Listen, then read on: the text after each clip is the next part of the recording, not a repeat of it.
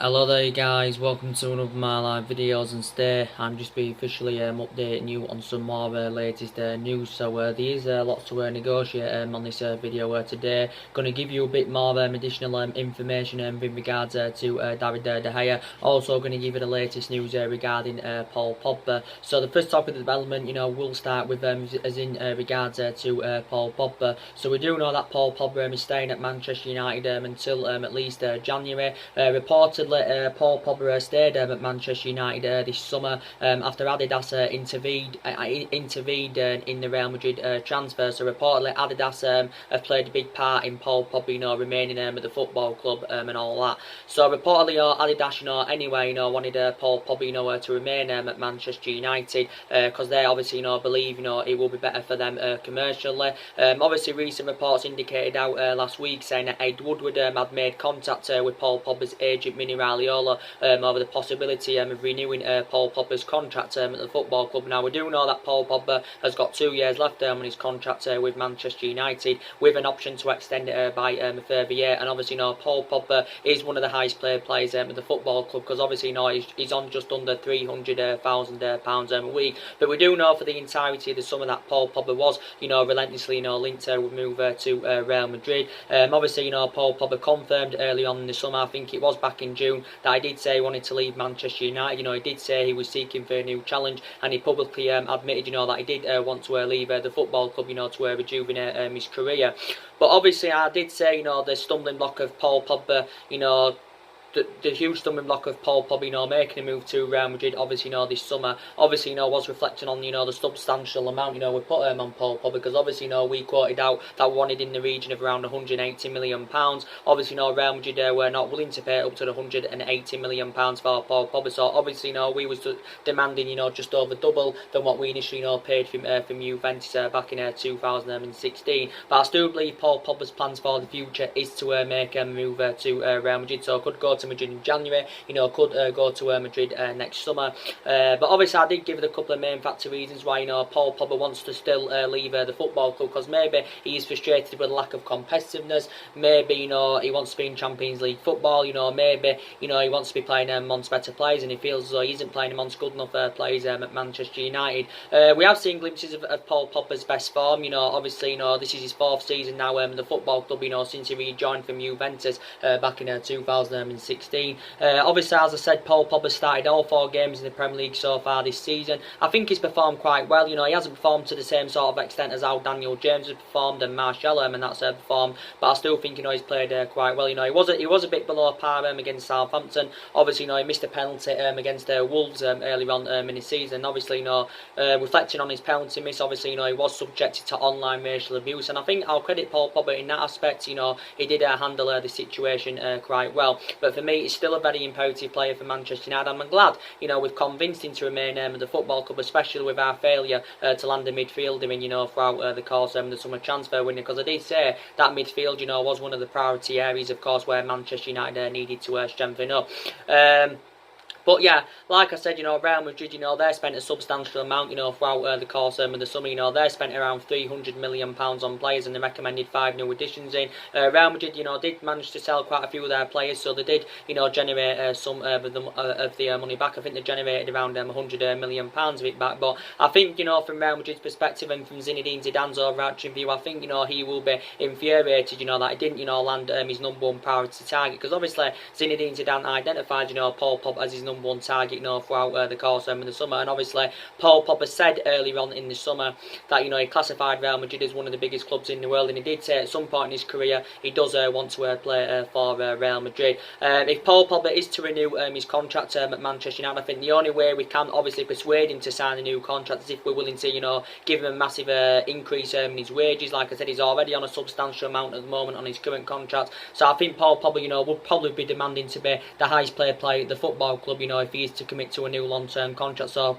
probably an estimated guess, Paul Pogba would be looking for somewhere in the region of maybe around 400 or maybe £500,000 a week to sign a new long-term contract and that with the football club.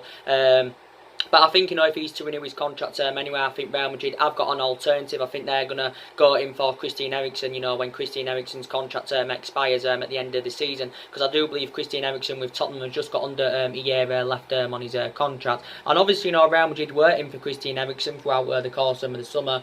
But actually, Real Madrid's preference was Paul Pogba over Christian Eriksen and that. So Real Madrid are orchestrating on getting Christian Eriksen on the free next summer. If Paul Pogba, of course, renews his contract with Manchester United. But it hasn't only been this summer anywhere that Paul Pogba's been subjected to a lot of transfer speculation. Obviously, reflecting back last summer, Paul Pogba was subjected to a lot of transfer speculation, obviously based on his poor relationship with Jose Mourinho. And obviously, Paul Pogba got one of his best wishes, of course, when Jose Mourinho departed the football club. But Paul Pogba's stats, very impressive last season. He scored 16 goals and provided 11 assists in 47 games in all competitions. Obviously, Paul Pogba with the football club has won the Europa League and the League Cup and that. But I think he's had a pretty decent start to this season. I do believe he's still the long-term solution for Manchester United. It's a shame that we didn't get anyone in that midfield, that could have complemented Paul Pogba. And I did say my prime example was Bruno Fernandes, would have been the right solution. I'd have been excited about the prospects of, Bruno Fernandes playing alongside Paul Pogba in our midfield. But, Paul Pogba's still got a lot of development in him. He's only 26 years of age and that. So he's got years ahead of him as Paul Pogba. But he won't spend the rest of his career with Manchester United. I can actually assure that he won't spend his rest of his career with Man United. We do know earlier on in the summer, obviously, there was talks about him possibly, making a return back to Turin, because Paul Pogba, did have 4 good years in Turin, but he hasn't mainly, replicated this at Manchester United. But obviously, we have seen Paul Pogba at his best, and when he's at his best, Paul Pogba, is one of the best midfielders in the world. He's good at feeding the attackers ahead of him. He's like 2 players in one. He can score goals, he can provide assists and that. So we have seen Paul Pogba at his best as a Manchester United player. I do believe Paul Pogba, should be fully fit for the game against Leicester after the international break. Obviously, reports emerged out last week saying that Paul Pogba had withdrawn from the France squad, and we do know Paul Pogba would have been infuriated about that as well, because we do know that he likes to play for France, he likes to represent France, but he had to withdraw from the France squad after he sustained an ankle injury in the 1-1 draw with Southampton the other week. It did initially say earlier on this week that Paul Pogba was set to undergo a scan, to investigate the extent of the damage. But yeah, I don't think the injury is too severe, which is very, very good news. But Paul Pogba's brother, he had his overarching view on the speculation about his brother, and he basically said that, Paul Pogba will now focus on the season with Manchester United. But I do believe his plans for the future is still to make a move to Real Madrid. So recent reports have said Addidas have allegedly, played a big part in Paul Pogba remaining at the football club, because obviously Addidas are looking at it from a commercial point of view. They think it's better for them commercially. That's why obviously, they wanted Paul Pogba, to remain at the football club and that. But I'm glad he stayed at the football club. Anyway, some Man United fans wanted him to leave. Some Man United fans, weren't too bothered, of him leaving. To be quite honest with you, but he's still a very, very imperative player. And Solskjaer, throughout the course of the summer, spoken a lot about Paul Pogba. He's spoken to Paul Pogba. He also praised Paul Pogba, because Solskjaer does know how much of an imperative player he is. And don't forget, when Ole Gunnar Solskjaer managed the Manchester United reserve team when he was younger, he managed the Man United reserve team for a couple of years. He watched some of this team now at this day and age grow and develop, and of course one of them players was Paul Pogba. So initially, they did build a great relationship, did Solskjaer and Paul Pogba. Don't forget, we had Paul Pogba when he was younger. Obviously before he went to Juventus, we had him when he was younger. We got him from Lee Harvey back in 2009. This was obviously under the Alex Ferguson era.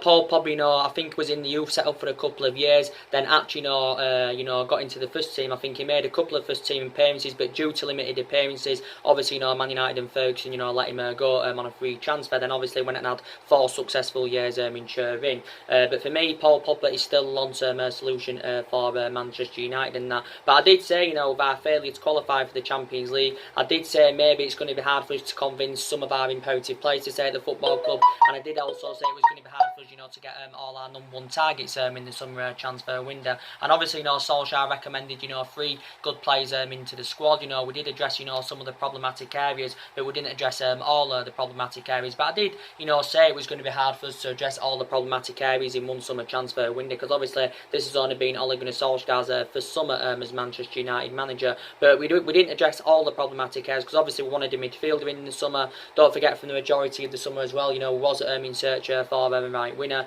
But I'm glad that we got that experienced centre half in. I'm glad we got that right back in. And we spent over £140 million this summer. Obviously, we recommended Daniel James in, Harry Maguire and Wan-Bissaka, and we have seen glimpses of what good signings they've proven to be so far. So I think all three players have had fantastic starts to their Manchester United careers. But definitely, in January, further more investment is needed. Definitely next summer, I should presume that further more investment is needed. But I do believe, the players we was in for throughout the course of the summer, well, the majority of them, I do believe, we should reignite our interest in them in January. Because I do believe throughout the course of the summer that Ole Gunnar Solskjaer wasn't backed enough. As the board said at the start of the summer, they assured that Ole Gunnar Solskjaer would have been backed, and that he wasn't backed enough, in my opinion. And I think the board realised at the start of this season that, they didn't back Ole Gunnar Solskjaer enough. So regardless of what happens this season, Ole Gunnar Solskjaer's job should be safe. Like I said, as long as we're not fighting relegation, or as long as we're not in mid-table, Ole Gunnar Solskjaer's job should be safe. I did say if we're not competing for the top four by January or even Christmas time, Ole Gunnar Solskjaer could be sacked from the football club. Or if not sacked, the pressure will keep mounting up on him. I think the pressure's already on Ole Gunnar Solskjaer, reflecting on our bad start to the season, because we've enjoyed a very difficult start to the season. We've only won one game out of our first 4 games, so we've only registered 5 points from a possible 12 so far, and that's a very, very disappointing start to the season. We're sitting 8th in the league at the moment. But I said, throughout pre-season, we did really, really well throughout pre-season. The young players were at fruition. I did initially say, the young players, will become a fruition this season. But throughout pre-season, we did really, really well. We won 6 out of 6. We scored 12 goals. And only conceded 3 goals. And I did say at the end of pre-season, I do believe Manchester United are going to have a much better season this season.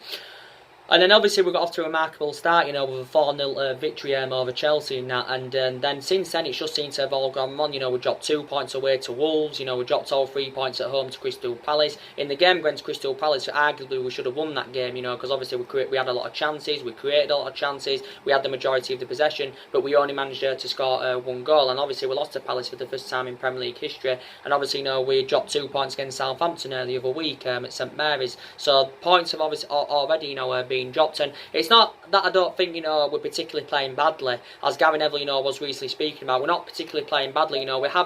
We are performing quite well, in terms of having a lot of the possession and creating chances in that. But I think the problem is, it just seems that we're not scoring enough goals. We are not being clinical enough in front of goal, and we haven't got that clinical element. As Gary Neville was recently saying in that. So we've got to score more goals, because so far in 4 games, we've only managed 7 goals. We've already conceded 4 goals this season, and to me, so far this season is replicating what I saw last season. And I think if this bad run of form does continue to persist this season, I think we will enjoy a worse season than what we saw last season. And last season was a bad season. We finished 6th. We failed to qualify for the Champions League. We finished 32 points behind Manchester City. So yeah, it was a bad season last season.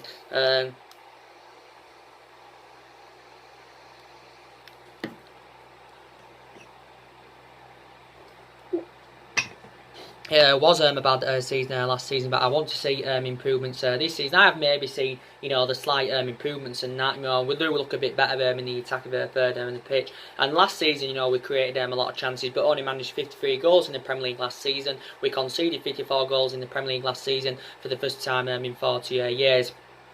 But like I did say, I hope it works out under Ole Gunnar Solskjaer, because I love Ole Gunnar Solskjaer a lot. Obviously, he's our 4th permanent manager, since the Alex Ferguson era. And like I did say, we're not really known for the sacking club. We haven't really got the structure to keep sacking managers. We've already sacked 3 managers, since the Alex Ferguson era and that. And I did initially say maybe Ole Gunnar Solskjaer, does need time. He needs time, to rebuild more, because you can still quite frankly say Ole Gunnar Solskjaer is in the process of rebuilding. There's only 3 players there that I recommended him throughout the course of summer. So maybe we should give Solskjaer time to invest in January. Maybe give him time to invest next summer and that, and then see where we go from there. But I did say at the start of the season, our expectations will be to finish in that top 4. I said at the start of the season, and I even said at the end of last season, our expectations this season won't be to win the league and that, because we all know that analysing our squad, it isn't good enough to win the league or challenge for the league. And I did say it's going to take us at least 2, 3, maybe 4 years, you know, to get us back, you know, where we do want to be.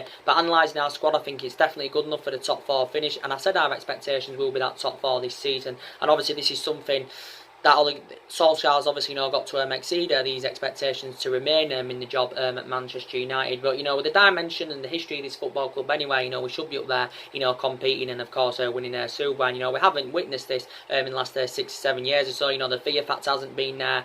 The fear factor hasn't been at the football club, you know, since the Alex Ferguson era and that. But for me, I would keep Ole Gunnar Solskjaer, give him time, you know, to rebuild more. Like I said, reflecting back under the Alex Ferguson era, you know, when we appointed him in back in 1985, or was it 1986 from Aberdeen. Don't forget, you know, Ferguson didn't win out in his first 4 years at the football club, and at that time, you know, he was on the verge of getting the sack, was Alex Ferguson. But then look what happened, you know.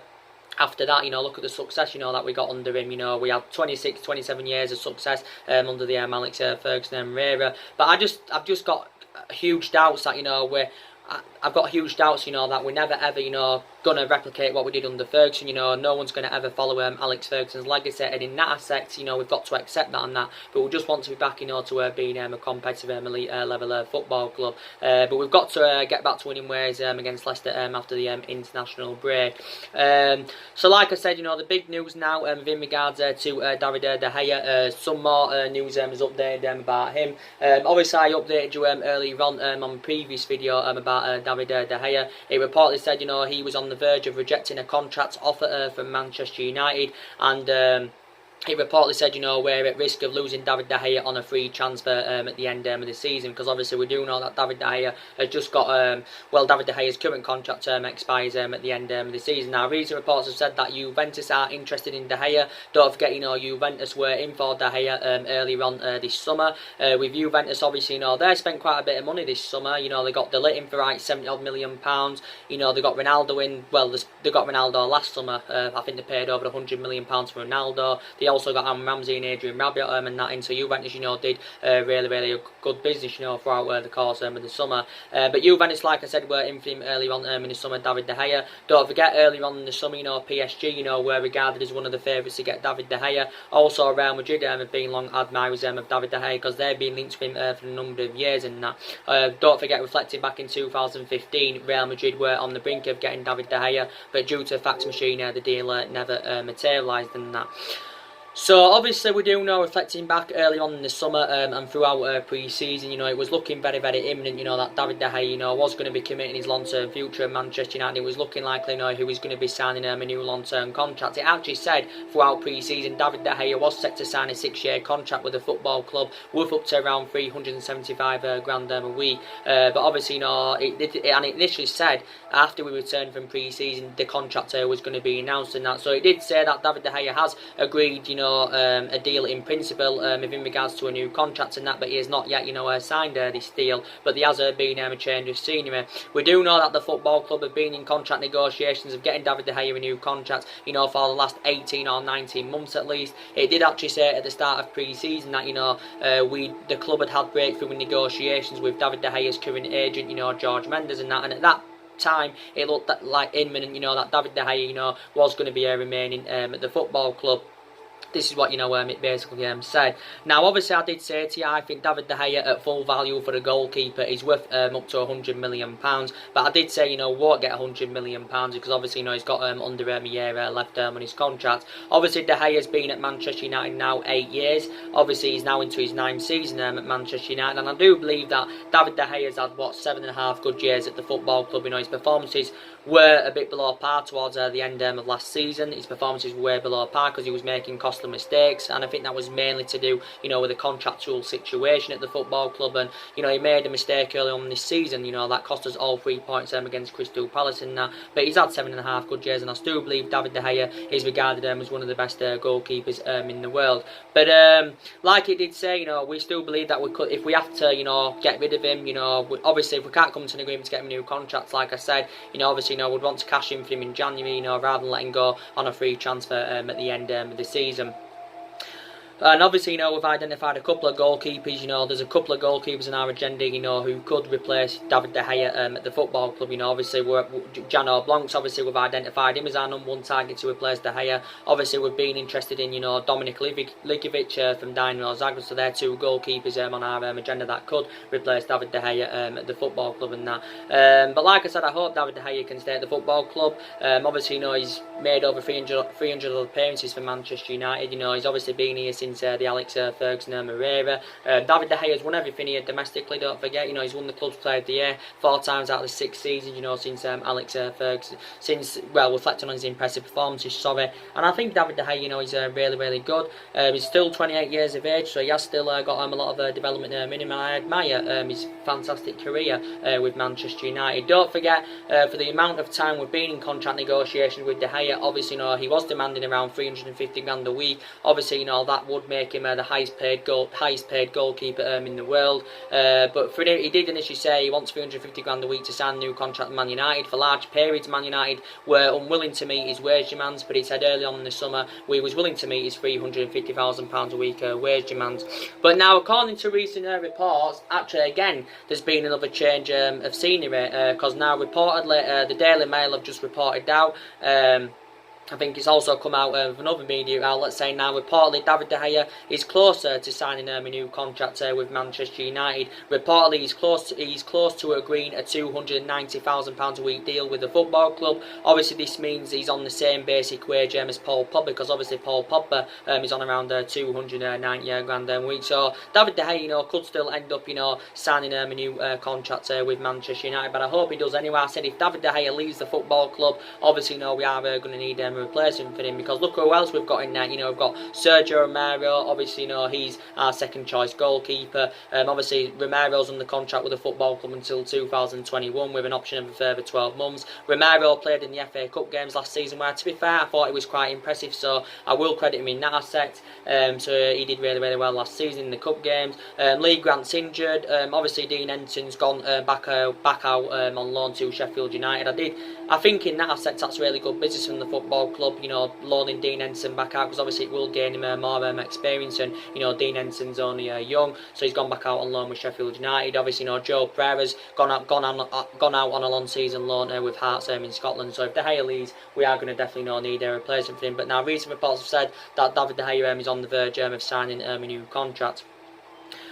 Obviously, as a update, I give you the big news, didn't I, earlier on, in regards to Edwin van der Sar and all that, and I give you the latest news about, Manchester United's, new director of football and that. So, obviously, we do know that, Manchester United have been in search, basically, for the director of football now for over a year, because obviously Ed Woodward has blatantly made it clear, he wants to appoint a director of football, in at the football club and that. Obviously, the likes of Darren Fletcher, Rio Ferdinand and Patrice Evra, were linked with a director's role earlier on in the summer, because I do believe that Ed Woodward had spoken to them, regarding the role at the football club. And I did initially say at the time, it was very imperative, that we need to get a director of football in anyway, because it's very, very imperative. I do believe anyway, we need structural change in the football club. But I did say at the time, earlier on in the summer, when we was in search for a director of football, we need someone to come in who's got that experience, someone who knows the traditions of the football club and that. But there was quite a few candidate names mentioned. But now Ed Woodward has come to a decision, and he's basically identified Edwin van der Sar. He's identified Edwin van der Sar as his #1 target, to become the director of football at Manchester United. And I think, Ed Woodward is going on the experience, basically, because obviously Edwin van der Sar has got that experience. Obviously, he's been chief executive at Ajax since 2016, so I think this is now his 4th season with Ajax being chief executive in that. And I think, he would be very, very reliable to come to Manchester United with van der Sar, because I think, he would, oversee our transfer business well. But he's done really, really good at Ajax, so I will credit him in that aspect. And plus, Edwin van der Sar, knows the traditions of the football club anyway, because don't forget, he was our goalkeeper for 6 years, so he served 6 years at Manchester United, did van der Sar. Obviously, he won 4 Premier League titles, won the League Cup, and, won the Champions League with the football club. So I think Edwin van der Sar, would do really, really well. And I did say it was a disappointment that we didn't get a director of football in earlier on this summer, because obviously, I think if we'd have got one in early on this summer, Ole Gunnar Solskjaer possibly, hopefully, would have been backed more. But obviously, with our failures, we didn't get a director of football in this summer, so obviously we'll just let Ed Woodward, for the remainder of the summer, obviously our transfer business. But so many names were linked with that director's role earlier on in the summer. Like I said, there was talks of Fletcher getting it. There was talks of Ferdinand, Evra. There was even talks of Paul Mitchell at one point, getting it.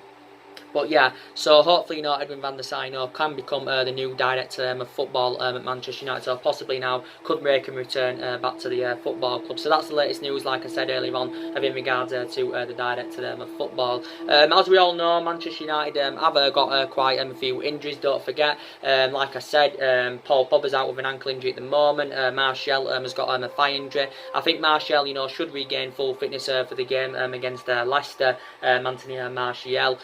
Obviously, he's been out with a thigh injury. I don't think it's too severe, which is very, very good news. But I think despite our poor start to the season, I think Martial has had a good start to this season. I think he's done really, really well as Anthony Martial. So far this season he's scored, I think, 2 goals. I think he's provided a couple of assists. And I did set a target for Martial this season. I believe he can score from between 15 to 20 goals. Because I think he's improving and he's developing really, really well at Manchester United. But I did say, we have got a lot of young players in the squad, that are developing, and trying to improve in that.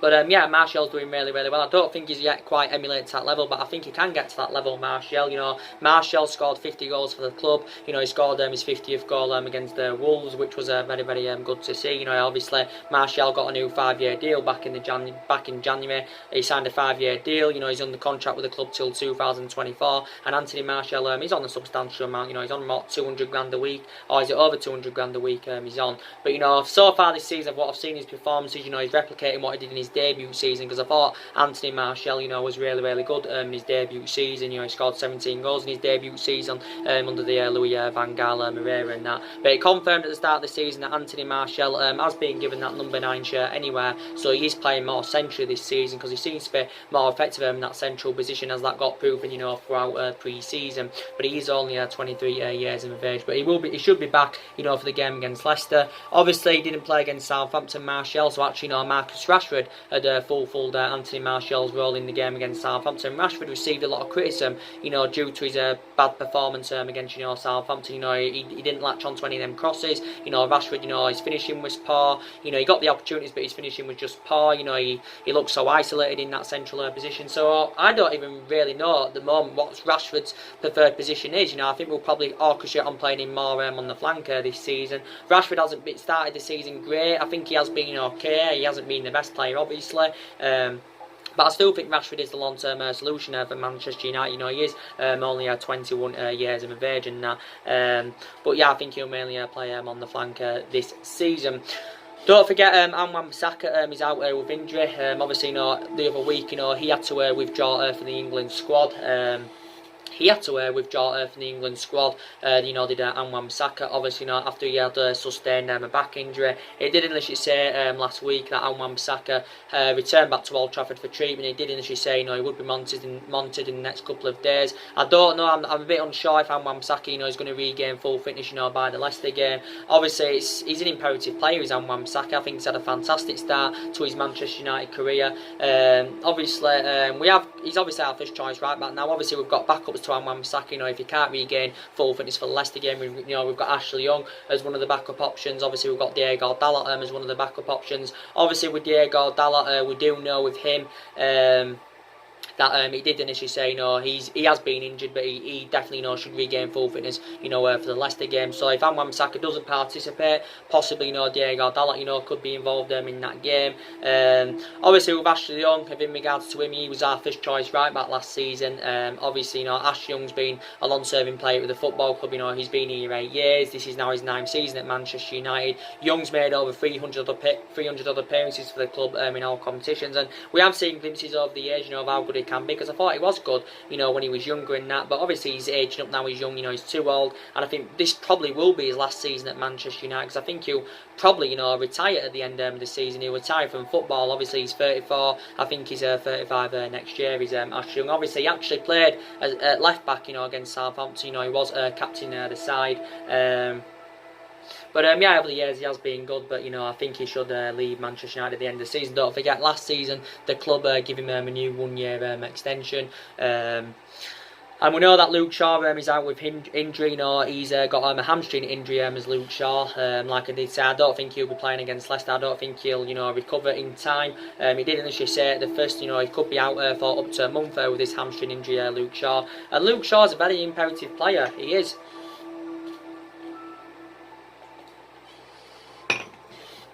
Luke Shaw is a very, very imperative player for Manchester United. He's a very, very imperative player. Like I said, I think he's had a pretty average start to this season, but I thought, reflecting on his impressive performances last season, Luke Shaw won the double player of the season, still got a lot of years ahead of him, and he does make a difference on that left hand side, because I think he's a very, very reliable player. He's obviously our first choice left back, so obviously, Luke Shaw is a big miss.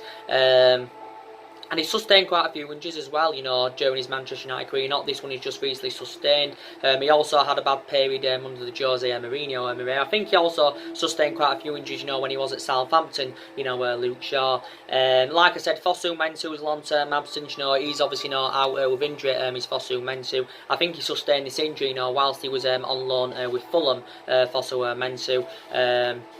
Obviously, he did well on his loan spell with Fulham last season. I think before he was at Fulham, he was on a loan with Crystal Palace and that. But yeah, he's a long-term absence. We know that Eric Bailly is long-term absence. Eric Bailly is out until the new year. I think with a knee injury, he sustained this knee injury, throughout pre-season. Lee Grant's obviously not out with injury. So we have got quite a few players injured. Obviously, it got confirmed recently that Jesse Lingard also had to withdraw for the England squad. Obviously, after an illness, he obviously got sent back to Manchester United.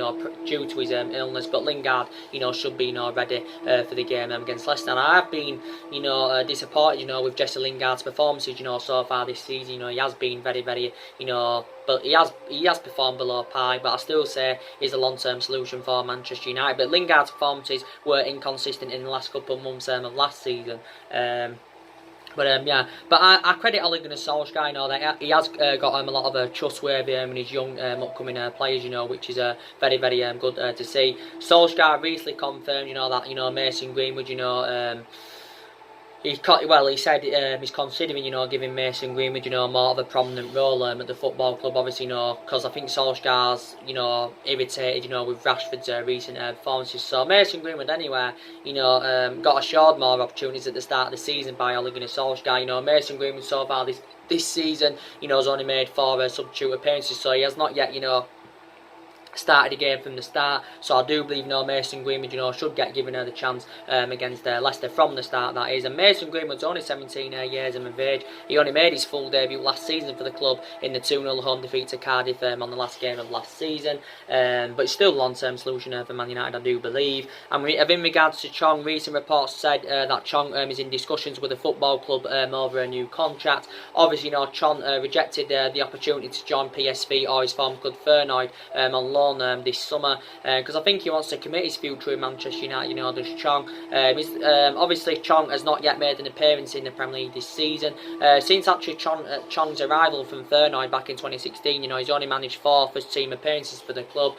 Chong actually played throughout pre-season. Chong is only 19 years of age. We do know that he is a right winner. Obviously, Chong only made his Premier League debut last season in the 3-2 win against Southampton. It wasn't his full Premier League debut because obviously he came on as a substitute. He made his actual debut for Manchester United in the 2-0 victory over Reading in the FA Cup third round last season, and made his Champions League debut against PSG. Did Chong.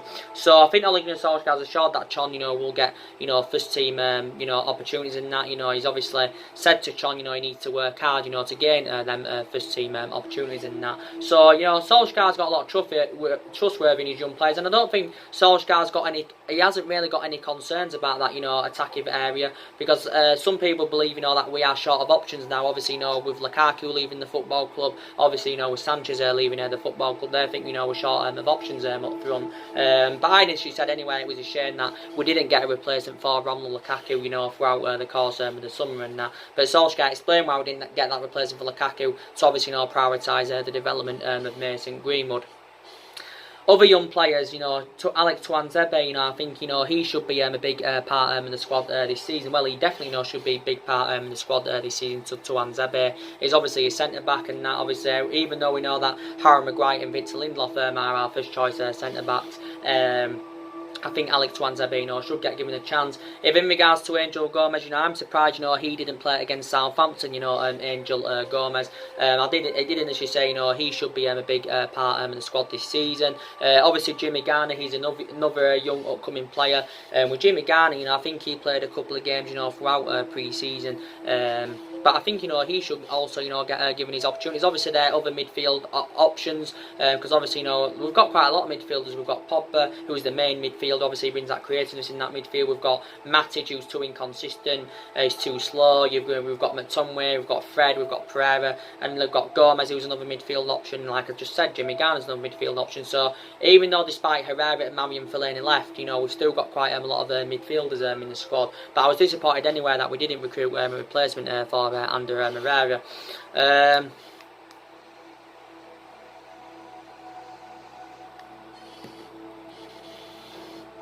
But I do believe, since even though since Ole Gunnar Solskjaer's arrival, a lot of players have departed the football club. Obviously, we do know Antonio Valencia left at the end of last season after he served 10 years with Manchester United. Obviously, we know that Chris Smalling left the football club. He's gone to Roma on loan. Darmian left the football club. Like I said, Herrera and Fellaini left the football club, Lukaku left the football club, Sanchez left the football club. So a lot of players now have left, since Ole Gunnar Solskjaer's arrival. But I still believe that these problematic players now at the football club, so I think we need to consider in January or next summer of getting rid of a couple of more players. So I do believe that we need to probably get rid of Rojo in January or next summer. Solskjaer confirmed prior to the Southampton game, that Rojo staying at the football club. Rojo was subjected to quite a bit of transfer speculation this summer. Everton inquired about getting him on deadline day. Monaco, Marcelo and AC Milan also were interested in his services and that. But, Rojo's now staying at the football club for the time being. But Rojo is obviously not going to find game time very, very difficult. He's just got under 2 years left in his contract with Man United. But I credit Rojo in the aspects that, his versatility is very, very good because he can play in numerous other positions in that back line. But I think Rojo's Manchester United career has been mainly affected, with the amount of injuries he has sustained. And that. I think we put a £25 million valuation on him throughout the course of the summer. Throughout the course of the summer and that. But yeah, he's one player I think that needs to go. But despite Chris Smalling going out on loan, we've still got 6 centre backs in the team and that. I think if the right offer comes in for Eric Bailly, maybe in January or next summer, we may consider offloading him. Because even though Bailly is an imperative player, I think his Man United career has been mainly affected, the amount of injuries he has sustained. So obviously he's fallen out in that aspect, he's fallen out of favour at the football club. But I think if we was open to selling Eric Bailly, obviously, we'd look to recoup the initial £30 million that we did pay for him from Villarreal back in 2016. But yeah, we've still got a lot of central defenders in the team. I think Phil Jones, he's another player, he's too inconsistent now. He's been at the football club 8 years as Phil Jones, This is Phil Jones' 9th season now as a Man United player, and I think we need to consider getting rid of him in January or next summer. So yeah, my opinion, I still believe these more players that need to leave the football club without a shadow of a doubt. Matic, I think he's another player as well, that needs to leave the football club. He's no longer good enough. Like I said, I'm going to give Fred, Pereira and McTominay a bit more time, to see if, they can continue the consistency up, because I think, McTominay's had a pretty decent start to this season, so I will credit him in that aspect. But again, I don't know if he's got all the attributes to succeed as a Man United player. Time will tell about that. I've got the same thoughts about Fred and Andres Pereira. But yeah, I've got element of concerns definitely about that midfield, but I hope it can work out under Solskjaer. I love Ole Gunnar Solskjaer. He was a great player for Man United for 11 years under the Alex Ferguson era and that, and I'm just hopeful that it can work out under him. I've got doubts about it, don't get me wrong. Some people believe that Solskjaer can maybe emulate into a Jurgen Klopp, because don't forget Jurgen Klopp, it took him a few years, to win stuff for Liverpool and that. Well, obviously, I think he won his first major honour with Liverpool last season, you know, by winning the Champions League and that. But like I said, a hell of a lot of money has been spent in Manchester United, you know, in the last 6 or 7 years or so. But like I said, always spending big on players and getting them Glasgow players doesn't always guarantee you success, and that's been proven Manchester United in the last 6 years or so. You know, over £140 million spent this summer. Just under £400 million spent under Mourinho, just over £200 million spent under Van Gaal, £67 million spent under Moyes, so around nearly £900 million I do believe has been spent in the last 6 years at the football club and that. But yeah, like I said, that's really it, to be quite honest with you. So the main part of this video, you know, was to give you the news about Paul Pogba and more additional information about De Gea. So anyway, guys, drop your comments, likes below on the channel. If you do, consider a subscriber. As always, and take care, God bless, and I'll see you all again very soon. Thanks for watching.